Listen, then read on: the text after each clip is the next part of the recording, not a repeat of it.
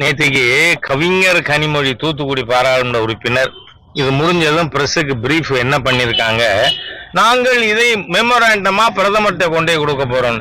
அவர் தான் ஏற்கனவே இதுக்கு பதில் சொல்லிட்டாரே. மறுசீரமைப்பு குறித்து பிரதமர் மோடியிடம் பேசப்போவதாக தெரிவித்த திமுக எம்பி கனிமொழியை பாஜக மூத்த தலைவர் ஹெச் ராஜா காட்டமாக விமர்சனம் செய்துள்ளார். இந்த வீம்பை விட்டுட்டு ஒழுங்கா மாணவர் நலனில் அக்கறையோடு நடந்துக்கணும்னு கேட்டுக்கிறேன்.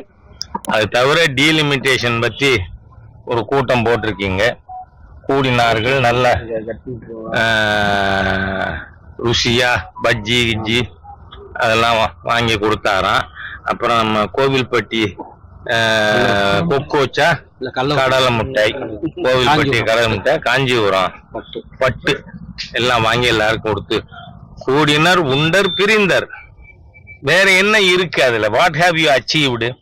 நேற்றுக்கு கவிஞர் கனிமொழி தூத்துக்குடி பாராளுமன்ற உறுப்பினர் இது முடிஞ்சதும் பிரஸுக்கு பிரீஃப் என்ன பண்ணியிருக்காங்க, நாங்கள் இதை மெமோராண்டமா பிரதமர்கிட்ட கொண்டே கொடுக்க போறோம். அவர் தான் ஏற்கனவே இதுக்கு பதில் சொல்லிட்டாரே.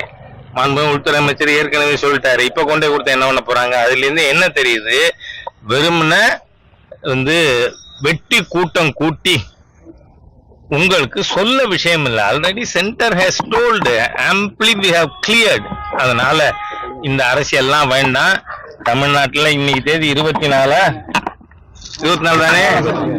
நாளைக்கு முக்கியமா 2 பேர் உள்ள போவாங்கன்னு சொல்றாங்க. நாளைக்கு உயர் நீதிமன்றத்துல தீர்ப்பு வந்த பிறகு 2 பேரு, அது மணிஷ் சிசோடியா இருப்பாரா இல்லையா தெரியல எங்களுக்கு.